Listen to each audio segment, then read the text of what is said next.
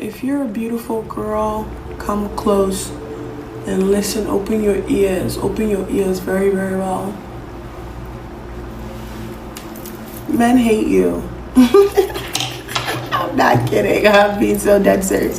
They do not like you. Being beautiful is like a double-edged sword. In one hand, there's privilege. In the other hand, because men know that you're beautiful enough to get anybody you want, they're mean. Like, they hide how much they hate you. They hide how much they really hate you. They know that, like, you can get anybody, and you're like one of the women who can actually make them, like, you can stand on business with them because you can get anybody. And they hate that. So if you're talking to a guy who constantly tries to put you in a box, make your bad bitchery, slow down, run, you really shouldn't be dating anyone that doesn't worship you. I don't care what anybody says.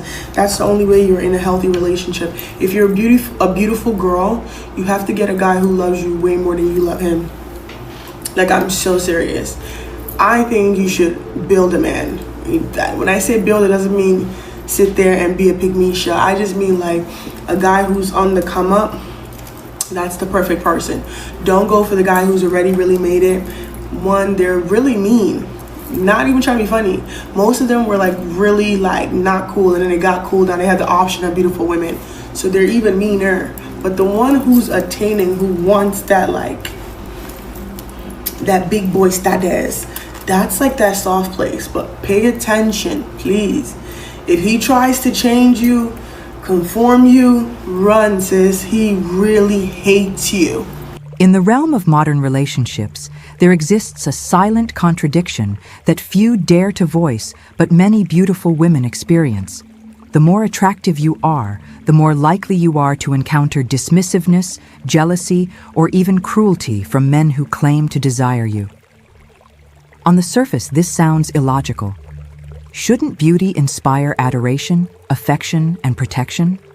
And yet, time and again, it is often the most physically beautiful women who are ghosted, emotionally manipulated, treated with suspicion, or reduced to mere objects of lust, only to be discarded once possessed. This pattern reveals a disturbing emotional truth, not just about how men see women, but about how they see themselves in her reflection. So a lot of people tend to not know this, right? Attracted females get treated the worst. And let me explain, right? Whenever a female is too attractive or she's very much attractive, she's tend to be lusted over and used as a sexual object. So they really don't want to love you.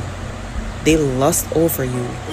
They just fantasize about having sex with you, how they want to do you, how you perform sexually. They really don't genuinely want to know you. If you ever realize, and more want to know, tell me if I'm wrong. If you ever realize a lot of female that is not that attractive, them good. It's like them they take serious business, the man love them. You never see some man and some woman and you say, oh, this a woman, I get this a man here. Perfect example. I'm just saying because it's just reality. A lot of females that's attractive, them tend to be on the most attractive side. They've been lied to, they've been cheated to, they've been used, ghosted. The people treat them like a sex object because them look good. Them just want to experience your body. They really don't want to know you personally. So pretty privilege is a good advantage and a bad advantage. Because you know, most of the time when you're pretty, you get you with a lot of things, you know. Something. Man, we just see a spin pan you or something. But on the bad side, they really don't want you. They just want to experience you. And that's just my opinion. What I notice about attractive women is that they will get treated badly for being attractive because people will assume that they've had easy lives. And these same attractive women usually end up in a deep cycle of loneliness because they probably have never had genuine connections in their life. Or if they have, it's just been a dime a dozen. These women have probably had deep friendship betrayals. Men may have treated them bad. Even in public, they probably receive microaggressions constantly. And now people just keep assuming and projecting onto them, just adding to that isolation. This is, of course, not the case for every attractive woman, but I notice that attractive women usually are very lonely and have anxiety. They usually end up being loners and just expect the worst out of people. Because every time they've tried to have a genuine connection, they've either been betrayed or people sabotage the connection due to their own insecurities. With men, they may have ended up with insecure men that would just pick on them, treat them bad, not give them what they deserve. So it makes them feel like they're not really receiving that pretty privilege that people talk about. The projections that are made onto attractive women are usually their downfall in life. So they may even end up being bitchy or standoffish because they feel like they have to be to protect themselves. And of course, I am not making excuses, but this is what happens sometimes to women that have been repeatedly isolated in their life, and they just have no other way to function except protection mode. Carl Jung, the father of analytical psychology, once said that every man carries a feminine image within him, the anima. This image is not just about the idea of womanhood, but is a composite of every emotional wound, desire, longing, and projection a man has ever repressed. When a man meets a woman who is profoundly attractive, she does not just activate his admiration, she activates his shadow. Her beauty reflects back the parts of himself that feel unworthy, the hunger for validation he never admits, the desire for control he cloaks as chivalry, and the fear of being vulnerable in the presence of something he cannot possess completely. In other words, she becomes a mirror. And for many men, that mirror is too honest. To understand why attractive women are often mistreated, one must understand what beauty symbolizes to the unconscious male psyche. Beauty is not just a biological lure, it is symbolic power. A beautiful woman can awaken within a man the same awe and reverence one might feel before a divine figure, but this very reverence can quickly turn into resentment. Why? Because reverence feels like vulnerability, and for many emotionally underdeveloped men, vulnerability is synonymous with danger. Her allure becomes a threat, her desirability a destabilizer, her presence a psychological test he's never been taught to pass. And so, the man may respond not with emotional maturity, but with control, distance, or sabotage. A man who is emotionally secure sees a beautiful woman as a person. He sees her charm and radiance not as threats, but as invitations to connect, to understand, to learn. But an insecure man does not see a beautiful woman as a human being. He sees her as a battlefield upon which his inner wars will play out. Her physical beauty ignites a desire to conquer, not to connect. He wants to win her, not hold space for her humanity. He wants the validation of being chosen by her, but not the responsibility of loving her well. And when he feels overwhelmed by her magnetism, he may retreat, lash out, or punish her for making him feel inadequate. One of the most overlooked psychological mechanisms at play here is projection. In Jungian psychology, projection is the process by which a person attributes their own repressed thoughts, emotions, or qualities onto another person. For many men, especially those who struggle with self-worth, beauty becomes the canvas upon which they project both their unfulfilled dreams and their deepest insecurities. If he believes deep down that he is not enough, then being with a beautiful woman only exacerbates that belief. Her beauty reminds him of all the things he thinks he can't sustain, can't deserve, can't keep. And so, he projects his inadequacy onto her, blaming her for his emotional discomfort. But projection alone does not account for the full spectrum of mistreatment that attractive women endure. We must also speak about resentment. The type of resentment that simmers beneath the surface when a man feels that a woman has it all. In a world where men are taught to tie their self-worth to achievement and status, seeing a woman effortlessly command attention through beauty can feel unjust. He works hard for recognition, while she walks into a room and everyone turns. He suppresses his emotions to survive, while she, in his eyes, has the freedom to express, receive, and be adored. What he fails to see is the loneliness, the hypervisibility, the objectification, and the spiritual exhaustion that often accompanies beauty. What he sees is privilege, but what she feels is pressure. It is this very resentment that leads some men to engage in subtle forms of emotional punishment. He delays texting her back, not because he is busy, but because he wants to tip the power dynamic in his favor. He downplays her intelligence or belittles her accomplishments to neutralize what he perceives as an imbalance. He flirts with other women in front of her, not out of desire, but out of a need to destabilize her emotional center. These are not acts of cruelty born from power. They are acts of manipulation born from powerlessness.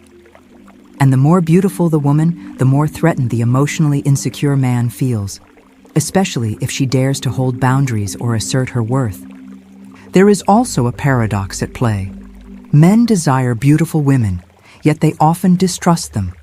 This distrust is not always rational, but is instead based on a deep-seated fear of betrayal and rejection. A beautiful woman represents high value, and for a man who doesn't feel like high value himself, he is constantly bracing for the moment when she'll realize she can do better. So instead of nourishing the connection, he sabotages it. He becomes cold to test her loyalty. He picks fights to see if she'll leave. He treats her like she's disposable, hoping she'll fight for him, thus confirming to himself that he is in fact worthy. But this is not love. This is emotional warfare disguised as romance. We also need to confront how society dehumanizes beauty. A beautiful woman is rarely seen as someone with complex thoughts, fears, dreams, or pain. Instead, she becomes a commodity, desired, envied, objectified, or even hated. She is praised for how she looks, yet punished for how people feel around her. Other women may project their insecurities onto her. Men may project their inadequacies onto her. And what's left for her? A life filled with attention, but devoid of genuine intimacy. A dating life full of pursuits, but empty of protection. A social existence defined by being seen, but not truly known. It's no coincidence that many beautiful women are deeply guarded, that they often seem cold or hard to read. This is not arrogance, it's armor. Armor that was forged in the fires of being used for status, treated like a trophy, blamed for men's emotional instability, or constantly questioned for wanting love and respect at the same time. And yet, society tells them to smile more, to be more approachable, to dim their light so that others don't feel so uncomfortable. But what they really need is not to be more palatable. What they need is to be truly seen. So what does this mean for the beautiful woman who keeps asking herself, why does this keep happening to me? It means that your beauty is not the problem, but how people project their pain onto your beauty is. You are not being mistreated because something is wrong with you. You are being mistreated because something in them cannot reconcile your presence with their emotional immaturity. Your power threatens their fragility. Your radiance exposes their lack of self-worth. And until they do the work of healing, no amount of love you offer will soothe their fear of not being enough. It also means that you must become fiercely protective of your energy. That you must stop interpreting poor treatment as a reflection of your worth and start interpreting it as a reflection of their unhealed wounds. That you must trust that the right man, an emotionally secure, self-aware, grounded man, will not just love your beauty, he will cherish your soul. He will not feel small next to your power. He will rise to meet it. For a beautiful woman, every romantic interaction becomes a test, not of her worth, but of her boundaries. Does she respond with kindness when he withdraws? Does she chase when he becomes cold? Does she tolerate disrespect under the illusion of being understanding? Each of these moments is not a reflection of love, but a test imposed by emotionally underdeveloped men who are seeking to resolve their inner chaos externally. Instead of doing the psychological work to understand why they feel so disempowered in the presence of beauty, they act out. And that acting out often comes in the form of emotional distance, sexual objectification, or passive-aggressive cruelty masked as indifference. This emotional dynamic is made worse by the cultural myth that beautiful women have it easy, that because they are desired, they must be fulfilled, that because men are willing to pursue them, they must feel adored. But the truth is far darker. Desire is not love. Attention is not devotion. Pursuit is not protection. In fact, many attractive women are drowning in shallow admiration and starving for soul-level connection. They are surrounded by men who want access to their body, but not to their burdens. Men who crave the validation of being chosen, but flinch at the responsibility of truly caring. It's not that beautiful women are unlovable, it's that too many men love only what they see, not who she is. And herein lies the tragedy of projection. A man who has never done the inner work of integrating his anima, his inner feminine, will project his confusion, fear, lust, longing, and unresolved mother wounds onto the beautiful woman in front of him. If his mother was cold, he'll expect you to be emotionally unavailable. If his past partners used their looks as leverage, he'll treat your beauty as a weapon even when you offer warmth. If he was rejected by the popular girl in school, your elegance will remind him of that pain. You, as a beautiful woman, are now the symbol of every wound he has refused to confront. And instead of doing the healing work, he punishes you for resembling the pain he never processed. Furthermore, we must speak about control. For some men, controlling a beautiful woman becomes their twisted form of self-worth. It is not enough to be desired by her. He must own her, tame her, reduce her. Why? Because if he can control what others want, he feels powerful. But that power is hollow. It is rooted in fear, not freedom, in ego, not essence. A man who seeks to possess beauty rather than honor it will inevitably destroy the very connection he once begged for. He cannot appreciate her radiance because her light blinds him. And instead of stepping into his own growth, he chooses to dim hers. This is why so many attractive women become hyper-independent. Not because they don't want love, but because love, in their experience, has come with so many traps. Love has been tied to being controlled, resented, envied, or used. And so, to protect herself, she builds a fortress of self-sufficiency. She learns to give herself what men have only offered in fragmented doses. But this, too, becomes misunderstood. She is labeled as intimidating, too strong, or too much. When in reality, she is simply tired of being reduced, tired of being punished for being both soft and radiant in a world that cannot hold both. In Jungian terms, the problem is not with her beauty. It is with the male ego's inability to integrate the symbolic meaning of that beauty. A woman's beauty is not just aesthetic. It is archetypal. She becomes the embodiment of the muse, the goddess, the temptress, the nurturer, all at once. And if a man is not psychologically mature enough to navigate these archetypes, he will swing between idolization and demonization. He will adore her when she fits his fantasy and despise her when she doesn't. He will put her on a pedestal and then punish her for falling off it. But no woman should have to live her life performing in someone else's emotional theater. This is where individuation comes in.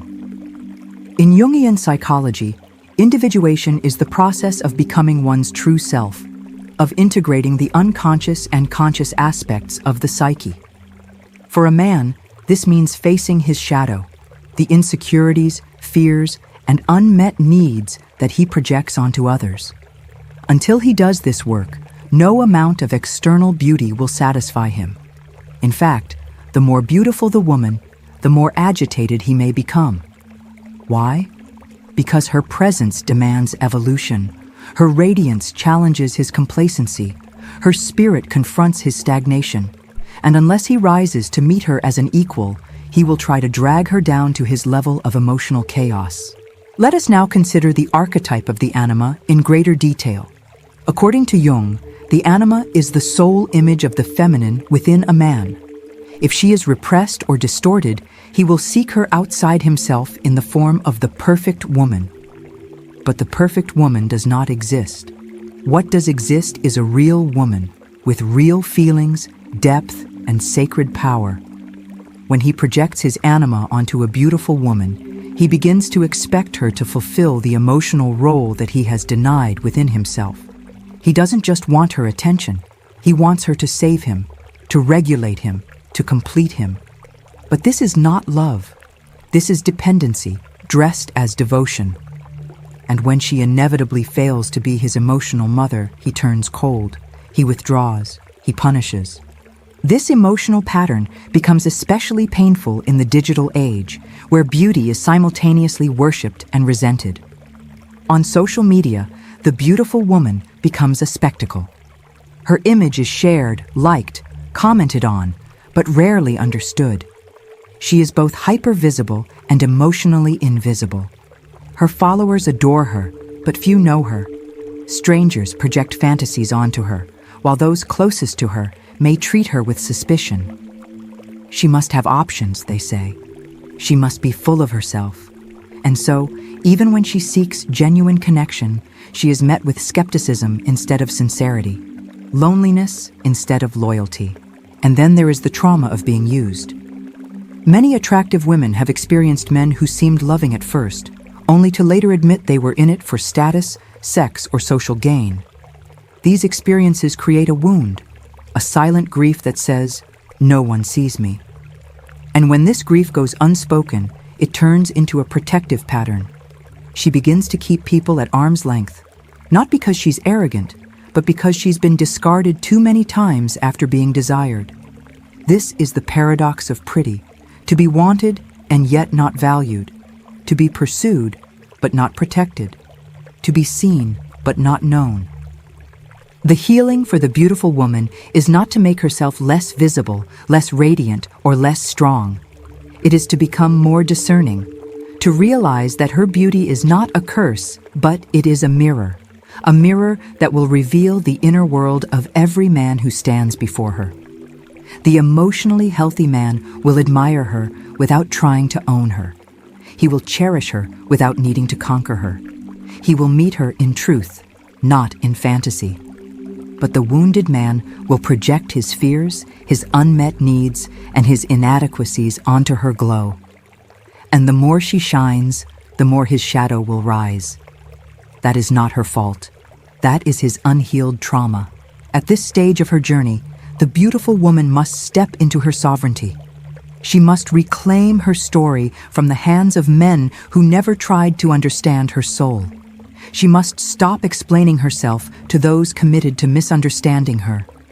And she must recognize that love, true love, will never ask her to shrink. It will never ask her to apologize for being magnetic. It will never punish her for being powerful. Real love is not afraid of beauty. Real love sees through it, into the depths of the heart that lies beneath the surface, into the wisdom, the softness, the storms, the scars. The truth is, most men are not taught how to handle beauty. They are taught to chase it, to consume it, to brag about it, but not to protect it, not to honor it, not to sit in reverence of it without trying to own it.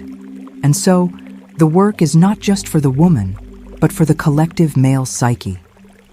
Men must begin to heal their relationship with the feminine, to face the mother wounds, the fears of rejection, the performance-based self-worth. They must stop punishing women for the emotional work they've avoided. They must stop seeing beauty as a threat and start seeing it as a mirror